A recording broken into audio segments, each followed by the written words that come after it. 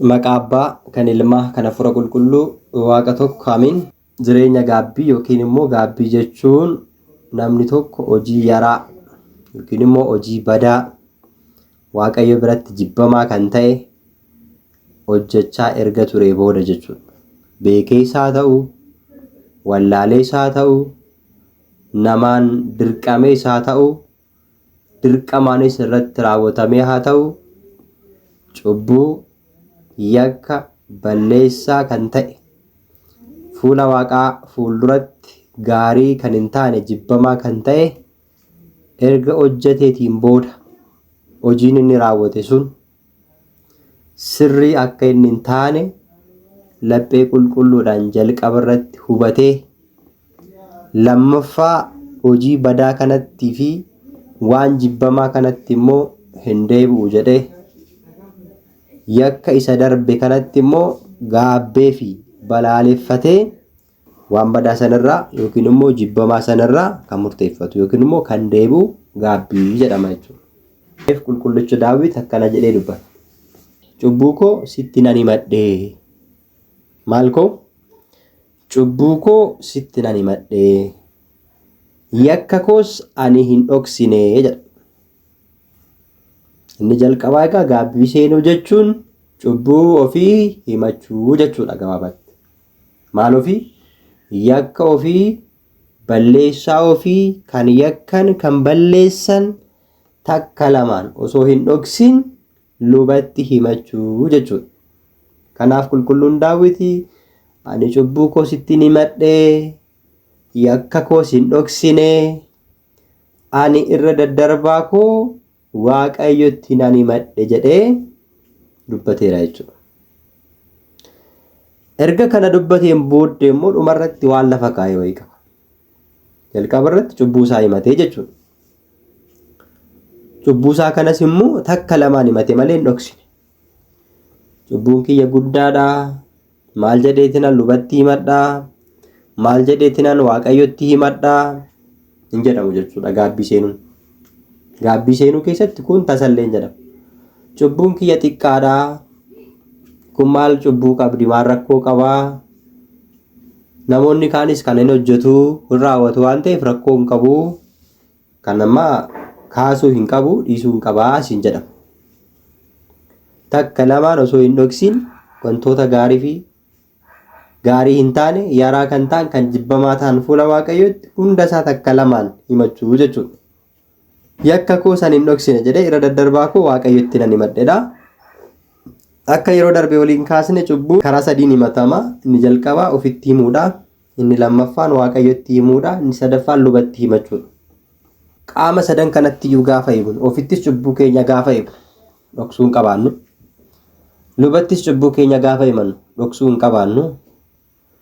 Yeroo kadhannaa keenyatti Waaqayyottis cubbuu keenya gaafa himannu yaa Waaqayyo ani kana balleesse na yakkee jennee itti himachuu qabaanna. Sababii isaa maaliif seetan? Waaqayyoon cubbuu keenya wallaalee yookiin immoo waan nuti hojjenne wallaalee miti jechuudha. Yoo dhoksine isin hin beekaa jechuudha. Maaliif himachuun nu barbaachisee kan jedhuuf immoo namni yakkamaan ani yakkamaadha jedhee of saaxiluutu irra jiraata waan ta'eef. Badiisaa fi yakkasaa amanuu danda'utu irra jiraata waan ta'eef. Yoo sana deebii nuuf kennu ni qabaata Waaqayyoon. Akka Daawit jedhe cubbuu koo ani hin dhoksine Waaqayyotti nan himadhe. Ati immoo yakka cubbuu kootiif anatti murame anaaf ni dhiifte jedhe. Gaafa nuti tokko, lama, sadii, afur, shan jennee takkaa lamaan cubbuu keenya balleessaa keenya dhoksuu fi hir'isuu malee Waaqayyotti yeroo kadhannaatti ofii keenyatti yaada keenyaan barreessinee himachuudhaaf gaafa murteessinu lubatti gaafa himannu gaafa of kassasnu jechuudha. Baay'ee lubatti himachuu jechuun luba ragaa godhannee Waaqa biratti of kassasuu jechuudha. Of kassasuudha jechuudha. Kunoo ani cubbuu kana hojjedhee fuula Waaqayyootti ati ragaa ta'ii jechuudha. Ati ragaa ta'ii. Kanaafuu Waaqayyoon immoo sababa yakka keenyatiif, sababa badii keenyaa fi balleessaa keenyatiif yakki nutti muramuu danda'a. Dhibeen nutti dhufuu danda'a. Jireenyi keenya jeeqamuu danda'a. Nagaa dhabuu dandeenya. Fayyaa dhabuu dandeenya. Sababa yakkaatiif wantoonni adda addaa sababa balleessatiif hin dhufu waan ta'eef. Sabni Israa'el yeroo baay'eetti Waaqayyoon yakkanii Waaqayyoon balleessanii abboommii isaa diiganii Waaqayyoon dheekkamsiisaniiru. Cubbuu hojjechuun dheekkamsa namatti fida. Addaamiin Eden Gannat keessaa kan baase cubbuudha. Sabni Israa'el Waaqayyoon uumaa isaanii dhiisanii waaqa tolfamaa yeroo waaqeffachaa turanitti Waaqayyoon isaanitti dheekkameera. Nan balleessaa hanga jechuu irra sitti ga'eera. Museen garuu akkuma har'a luboonni yaa Waaqayyoo nama kanaaf araaramii dhiisii cubbuu isaa ittiin lakkaa'in jedhanii nuuf kadhatan. Fakkeenya lubootaa kan ta'e qulqullichi Museen yaa Waaqayyoo saba kana hin balleessinii. Saboonni warra ormaa Waaqayyoon saba kana balleessuudhaaf Gibxi keessaa baasee akkasiin hin jenneef ati saba kanaaf araaramii. Yoo lakki immoo hin ta'u jettee hin araaramuuf dhiifama hin godhuuf kan jettu yommuu yoo ta'e anaan kanaan dura maqaan koo macaafa jireenyaa keessatti barreeffamee jira waan ta'eef iyyuu macaafa jireenyaa keessaa maqaa koo haqii. Saba kanaaf cubbuu isaanii hin dhiiftu taanaan achi keessatti galmaa'uun kiyya gatii hin qabu jedhee Museen jechuudha Waaqayyotti ergaa kana himeera jechuudha. Jedheen Waaqayyoon Musee Siinimmaa macaafa jireenyaa keessaa maqaa kee balleessurra yookiin immoo haquurra saba kanaaf cubbuu isaanii dhiisuu wayyaa. Yakki isaanii guddaa yoo ta'e illee badiin isaanii guddaa yoo ta'e illee ergaati kana jettee siin galmee jireenyaa keessaa maqaa kee haquurra isaaniif dhiisuu wayya jedhee Waaqayyoon dhiiseef jechuudha. Waaqayyoon qulqullootaaf jedhee illee nuu dhiisaa, raajotaaf jedhee nuu dhiisaa, abbootiidhaaf jedhee nuu dhiisaa, wareegamtootaaf tolootaaf jedhee nuu dhiisaa jechuudha. Yakki keenya bu'aan isaa yookiin firiin isaa maalinni badiitti nama figeessa yookiin immoo dheekkamsa Waaqayyootti nama figeessuu danda'a waan ta'eef kanaafuu gaafa nuti gaabbii gallu badii keenya gaafa amannu kana jechuun gaabbii galuu jechuun badii ofii amanuu jechuudha. Ani nan balleesse yaa abbaa koo dhiifama naaf godhii jechuudha. Kanaaf Waaqayyos hojii keenya takka takkaan miti hojii keenya miti yaada keenya iyyuu dursee beeka Waaqayyoon. Garuu akka nuti cubbuu keenya tokko tokkoon imannuuf kan inni barbaaduuf tokkoffaa akka nuti badiin keenya sun balleessaa keenya ta'ee ofitti fudhannee akka nuti amannu waan barbaaduuf. Lammaffaan immoo Waaqayyoon badii keenya akka nuti himannu kan barbaaduufi akka nuti of himannuuf balleessaa ta'uu keenya yookiin immoo kan balleessine cubbamaa ta'uu keenya waan barbaaduuf jechuudha.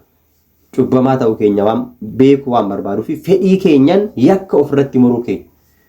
Isaan booddee immoo bilisummaa dhugaa nuuf kenna jechuudha. Namni dhukkubsatee mana yaalaa deeme doktoriin eessa dhukkubsattaa akkamsi taasisa jedhee kan inni gaafatuuf qoricha isaa kennuudhaaf waan ta'eef. Haala namichaa irraa ilaalee ilaaluu hin danda'a. Yookiin X-ray yookiin immoo raajiitti fayyadamee namicha kana sakatta'ee beekuu hin danda'a.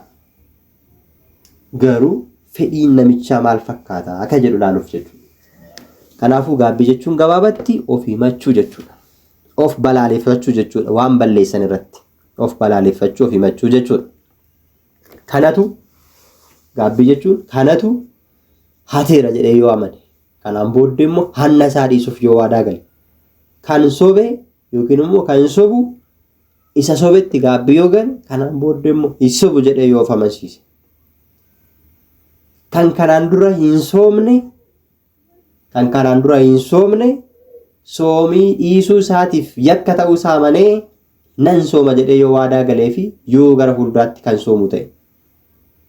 Soomii gaafa jennu egaa waan baay'eedha. Nyaata bichaa miti kan soomamu. Dubbiin soomamaa, ijaa namaa ilaaluun soomamaa, gurraawwaa namaa dhaggeeffachuun soomamaa, ija keenya waan hin taane waan Waaqayyoon jibbu ilaaluun keenya hin soomamaa, luka keenyan bakka Waaqayyoon hin jaalanne deemuun hin soomamaa, harka keenyan waan Waaqayyoon hin jaalanne tuquun fuudhuun hin soomamaa. Nyaatota keessaas akkuma macaafa qulqulluu irratti jedhutti wantoonni hin barbaachisne yeroo isaatti hin soomamu. Soomuun qaba jedhee namni waadaa ofii galuu qaba jechuudha. Malee yeroodhaaf dhiisee boru ittiin deebi'a kan jedhu yoo ta'e faayidaa hin qabu jechuudha.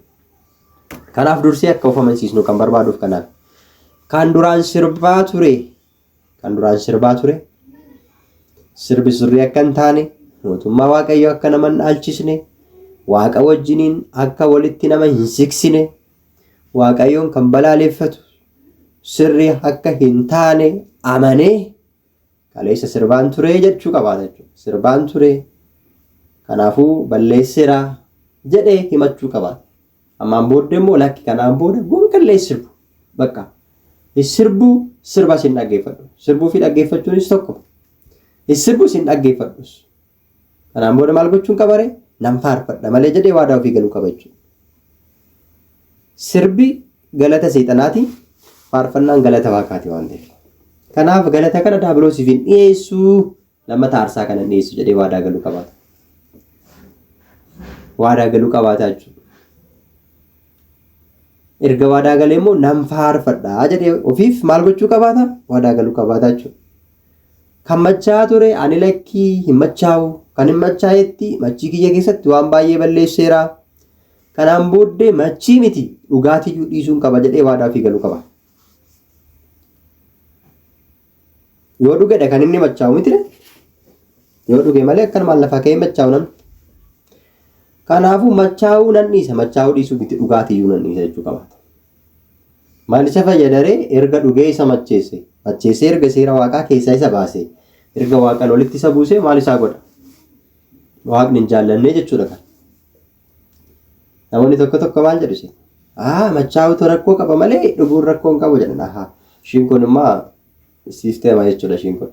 Oromoon maal jedha sitte yeroo ammaa simbira nyaachuu barbaadanii gogorriidha jedhuuni. Itti siksuu jechuudha ishiin kun. Argitanii? Waaqayyoon bare machaa'uu jibba malee dhuguun jibbu.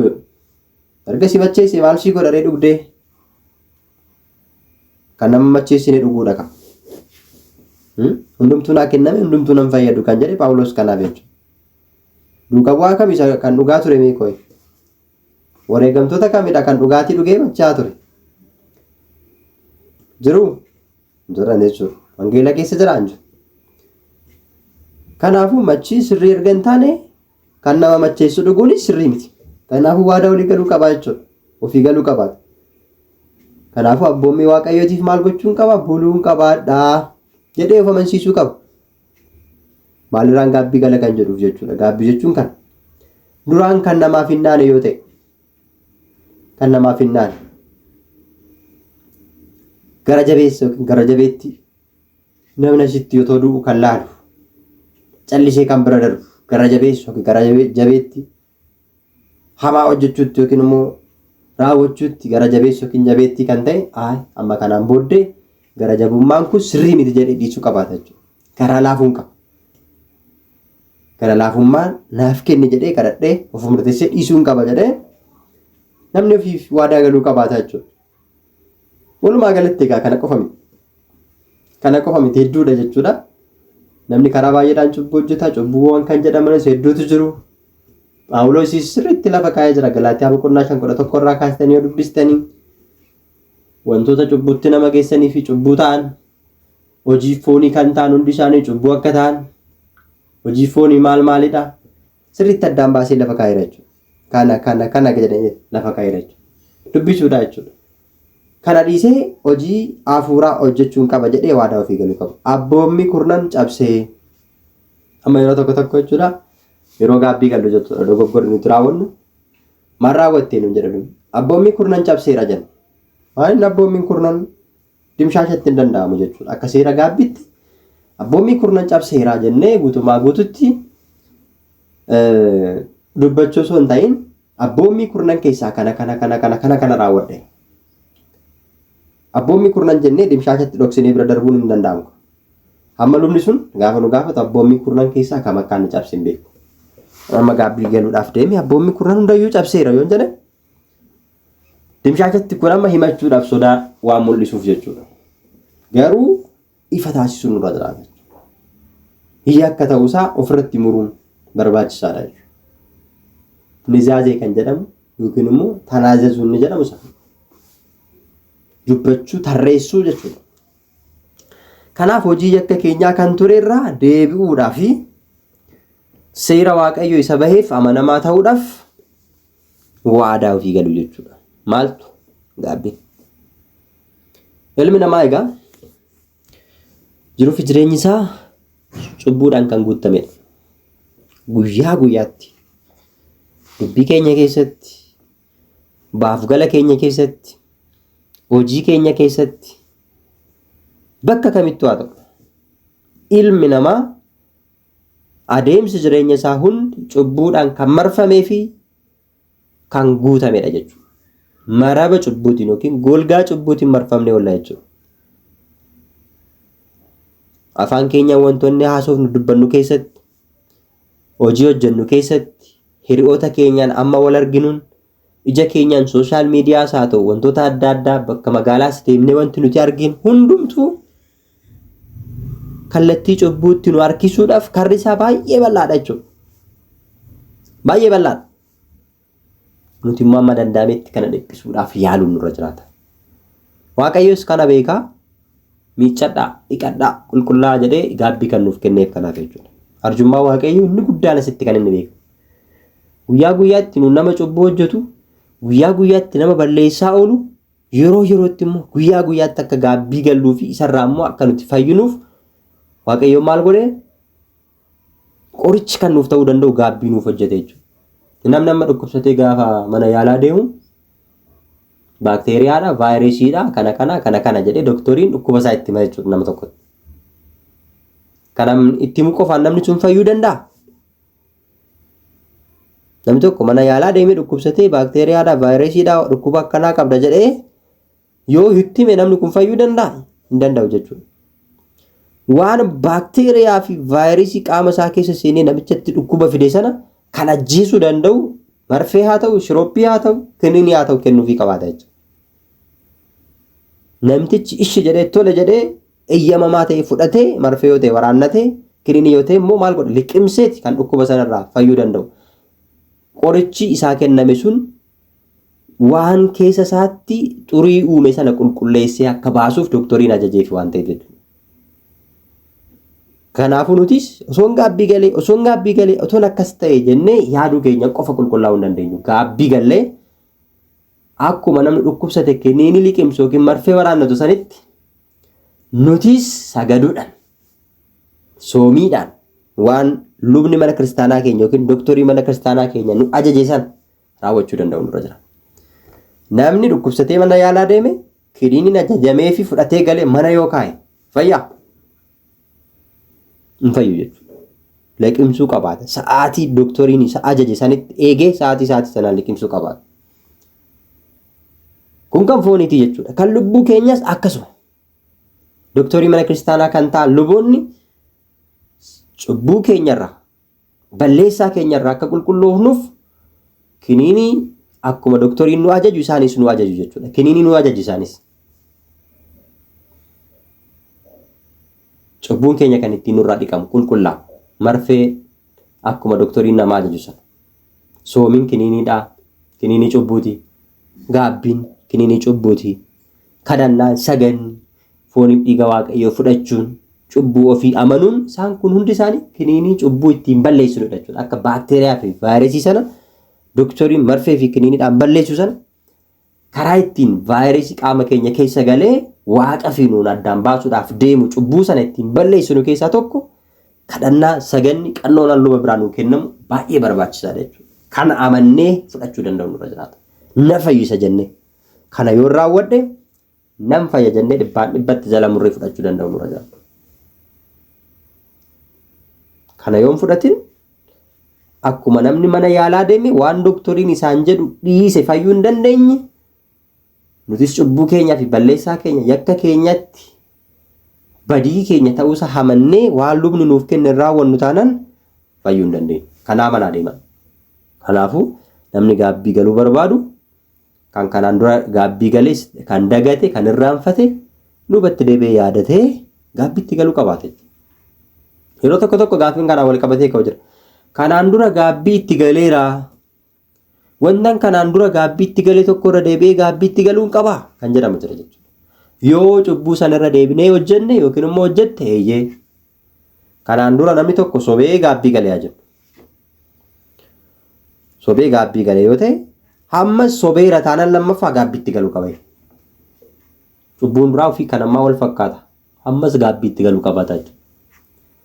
So gaabbiin irra deddeebiidhaan iccitii kennamu keessaa isa tokkodha jechuudha. Hin daangeffamu. Yaan egaa jalqaba akkasii kaase jireenya keenya keessatti adeemsi fi jireenyi keenya hundumtuu cubbuudhaan kan marfame waan ta'eef yeroo yerootti gaabbii galuun barbaachisaadha. Fakkeenyaaf yaadni isaa yookiin yaadni keenya hojiin keenya guyyaa guyyaadhaan wanti nuti hojjennu kan Waaqayyo muufachiisudha jechuudha. Parsantii harki caalan jechuudha. Harki caalan hojii hojjennu kam keessatti jiru? Harki caalan haasaa haasofnu keessatti, harki caalan oolmaa keenya keessatti wanta Waaqayyoon gaddisiisudha. Yeroo tokko tokko bakka qulqullummaa deemnee iddoo sabalaa ta'uu danda'a, mana kiristaanaa ta'uu danda'a, qaama keenyas jireenya keenyas of qulqulleessinaa jechuudha. Hojii gaariis hojjennee ittiin eebbifamna. Battaluma sanitti immoo toon turiin deebinee maal goona? Cubbuu keessa seenna jechuudha. Galaana cubbuu seenne immoo daakna. Kun amaluma ilma namaa ta'e. Kanas egaa addaamirraa fudhachuu hin dandeenya yookiin immoo barumsa isarraa fudhachuu hubachuu hin dandeenya. Amala ilma namaati. Kanaafuu garuu amala ilma namaati jennee immoo dhiisuu qabna lakki. Kun rakkoon qaba amala ilma namaati. Namni qulqullaa'ee deebee cubbuu hojjechuun amala ilma namaati jennee dhiisuu qabna lakki. Gaabbii galuu qabna. Dogoggora guyyaa guyyaatti hojjennu eeggannee maal gochuu qabna? Gaabbii galuu qabna jechuudha. Qulqullaa'uudhaaf. Sababii isaa maaliif ilmi namaa dadhabaadha jechuudha. Waaqayyos dadhabbina keenya argee ba'aa keenyaan akka nuti nutti ulfaate uljennee dhaabbachuu hin dandeenyeef, uljennee deemuu akka hin dandeenyeef, akka ba'aan keenya nutti hin ulfaanneef ba'aa keenya kan duraa salphisuu danda'u gaabbii nuuf kenne jechuudha. Dadhabbina keenya waan beekuuf. Isiin jedhama warri ba'aan keessan isinitti ulfaate gara koo koottaa. Ani aaran sin galfachiisaa. Sinis nan boqochiisa jedhee Maatiyos 11:28 irratti qulqulluun Maatiyos jecha Waaqayyo akkuma dubbate gaabbii jechuun amananii gara Waaqayyotti deebi'uudhaan boqonnaa argachuu jechuudha. Ba'aan cubbuu keenyaa kan ittiin nurraa ka'u jechuudha. Gaabbii jechuun kan ittiin bilisa baanu jechuudha. Ba'aan cubbuu keenya, ba'aan yakka keenya, ba'aan yaada, ba'aan barootaa, ba'aan jireenyaa, ba'aan gaa'ilaa karaa adda addaatiin kan nurratti fe'ame hundi isaa akka nurraa ka'uu fi akka boqonnuuf laphee keenya qulqulluun gara Waaqayyotti deebine narraa kaasii. Ilaa yaa Waaqayyo ani kanan balleesse.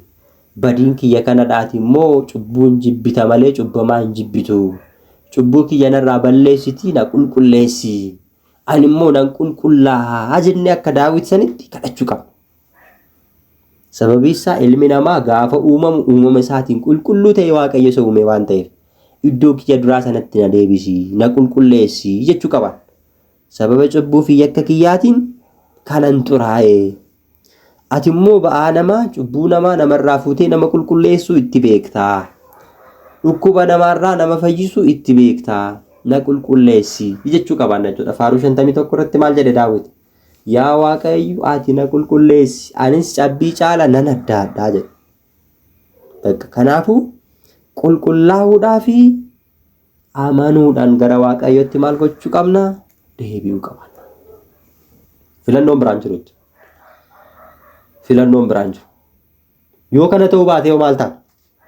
Ishii kana isinitti mi'aatuma. Yoo kanan goonu ta'e wantoota amma jenne kana keessa hin darbinu yoo ta'e kanan goonu yoo ta'e akkam ta'a kan jedhu in ilaalla. Isa dursa garuu yoo kana mannee raawwannu ta'e cubbuu barbaanne haa hojjennu, beeknees haa ta'u wallaallee yakka barbaanne haa hojjennu. Namni cubbuu hojjetee gaabbii galee amanee namni qannoonaa lubni isaaf kenne raawwate cubbuu isaarraa qulqullaa'uu danda'a. Eeyyee dhibbatti hin qulqullaa'u. Kana amanuu qaba. Sababii isaa namni gaabbitti shakku jira waan ta'eef. Cubbuu hojjenne kamuu takkaa lamaatiin Waaqayyotti mannee gaabbitti gallaan cubbuu keenyarraa hin qulqulloomne. Cubbuun keessan akka dhiigaa yoo isin diimesse iyyuu ani immoo akka cabbiitti akka addaattan isin nan taasisa. akka dhiigaatti cubbuun keessa yoo sin deemessayyuu akka cabbii in addaattu diimaa biluus yoo sin taasiseyyuu an akka jirbii iddamaatti akka sin addaattan nan taasisa jedhe Waaqayyoon ilma namaatiif waadaa galeera. Isaayyaas irratti jechuudha. Isaayyaas 1:18 gaarummaa isaa guddaadha waan ta'eef warra gaabbiitti amananii cubbuu isaanii himatanii gara Waaqayyootti deebi'anitti kana jedha Waaqayyo jechuudha. Yaa Waaqayyo jedhe Daawit irra deebi'ee akka gaarummaa keetti araaraan natti agarsiisi. Akka ho'a kee isa guddaatti irra daddarbaa koo naaf haxaayi balleessi. Yakka koo raawwadhu anarraa dhiqi. Argitanii raawwadhuuti anarraa dhiqi. Cubbuu koo irraas na qulqulleessi. Anis nan qulqullaa'e. Bakka Waaqayyoon cubbuu keenya irraa nu qulqulleessire taanaan ni qulqulloofna jechuudha. Qulqullaa'uudhaaf immoo gaabbii galuu qabna jechuudha. Faaruu 51 lakkoofsa 1 kan isin jedhe kanaaf. Namni gaabbii galee gara Waaqayyootti deebi'e Waaqayyo immoo hojii isaa isa darbe sana itti lakkaa'u jechuudha. Gaheen keenya gaabbii galuudha jechuudha. Namni cubbuu isaa, yakka isaa, balleessaa isaa, irra daddarbaa isaa himatee gara Waaqayyootti deebi'ee gaabbii galeera taanaan Waaqayyoon cubbuu isaa sana haxaa'ee irraa balleessa jechuudha. Yakka isaa isa darbes in irraanfataaf itti lakkaa'u jechuudha. Itti lakkaa'u jechuudha. Inni yeroo hunda ijoollee isaa maaliin laala? Ija jaalalaan laala waan ta'eef. Ija jaalalaan laala waan ta'eef. Waaqayyo cubbuu jibba malee cubbamoota hin jibbu waan ta'eef. Akka nuti qulqulloofnu barbaada waan ta'eef iyyuu qulqullaa'uudhaaf immoo maal gochuu qabna? Gaabbii galuu qabna. Gaabbii galuu qabna jechuudha. Macaafa qulqulluu irratti Luqaas akkana jedhe dubbate. Gaabbiin jedhe yaada garaa ofii geeddarachuudhaan Waaqayyoon dhiifama gaafachuuf laphee keenya guutuun gara Waaqayyootti deebi'uudhaan du'a jalaa ooluudha jedhe. Du'a jalaa ooluudha. Dhugumaan isinitti hima. Hundumti keessaniyyuu jedhe yoo yaada garaa keessanii geeddarachuu baattan ni duutu jedhe. Amma rakkoon isaas itti jechuudha. Wanti nama isiniin jechaa ture sun hundi namoota gaabbii galeef kan raawwatamu yoo ta'e namni gaabbii hin galle garuu maaltu isa eeggata? Du'atu isa eeggata. Kana 100% yookiin parsantii 100 amanaa fudhadha. Namni gaabbii gale hin qulqullaa, eeyyee hin qulqullaa. Cubbuun isaa hin dhiifamaa fi eeyyee hin dhiifamaa. Yakki isaa hin irraanfatamaa fi eeyyee hin irraanfatamaa. Yakka isaarraa badii isaarraa qulqulluu ta'e nama qulqulluu ta'a, eeyyee nama qulqulluu ta'uu danda'a. Gaabbiin maal isa fayyada? Mootummaa Waaqaa isa dhaalchisa. Waaqa wajjin tokko isa taasisa. Gaabbiin galle taanaan garuu du'atu eeggata. Luqaas 13 lakkoofsa irratti yaada garaa keessaniin geeddarattan taanaan cubburraan deebitan taanaan gaabbiin galtan taanaan hin duutu jedhamee barreeffame. Bakka. Kun amma gibaanyiin qabu irraa qannasii itti dabalii hin danda'amu. Jecha Waaqayyooti kun murtee Waaqayyooti jechuudha. Kanaafuu maal gochuun irra jiraata? Mootummaa Waaqayyoo dhiyaateera. Yaada garaa keessanii geeddaradhaa dafaa gaabbii galaa. Maatewos 2:2. Maatewos 3:2. Kanaafuu namni kamuu yaada garaa isaatii geeddarachuutu irra jiraata jechuudha. Kaleessa kan dagate yaadatee waan balleessa yaadatee har'a gaabbii galuutu irra jiraata jechuudha. Maaliif gaabbiin cubbuu fi gochaa ofii yaraa sanitti gaddinee boo'ichaa fi soomiidhaan gara Waaqayyootti akka deebinuu fi Waaqa garaa akka laaffifannuu fi Waaqayyos akka cubbuu keenya nu dhiisuu fi irraanfatu nu taasisa waan ta'eef. Kanaafuu yeroon isaa yoomi amma jechuudha. Ammayyuu jedha Waaqayyo. Ammayyuu garaa keessan guutuudhaan soomuudhaan boo'ichaan gadduudhaan gara kootti deebi'aa anis gara keessanitti hin deebi'a. Yoom ammayyuu jechuudha. Kanaan dura gaabbiin galle yoo ta'e har'ayyuu hin danda'amu. Boruyyuu hin danda'ama jechuudha. Namni hanga fooniin lafarra jirutti gaabbii galuu hin danda'amu. Yeroo qabuuf hin qabaatu jechuudha. Ani gaabbiin gallee waggaa 3 ture, waggaa 4 ture, waggaa 5 ture, gaabbiin beeku hamma hin beekne irra taanaan ammayyuu gaabbii galuun hin danda'amu. Isa darbee waan balleessine sana tokko lamaan ammumayyuu lubatti himannee itti gaabbuu fi itti qulqullaa'uun hin danda'ama waan ta'eef kanaafuu gaabbii galuun nurra jiraata. Gabaabaatti jechuudha. Gaabbii galuun nurra jiraata. Egaa akka gaabbii gallee gara Waaqayyootti deebinee qalbii keenya jijjiirrannee dhaaltu mootummaa isaa taanu Waaqayyoon nu haa gargaaru. Amiin.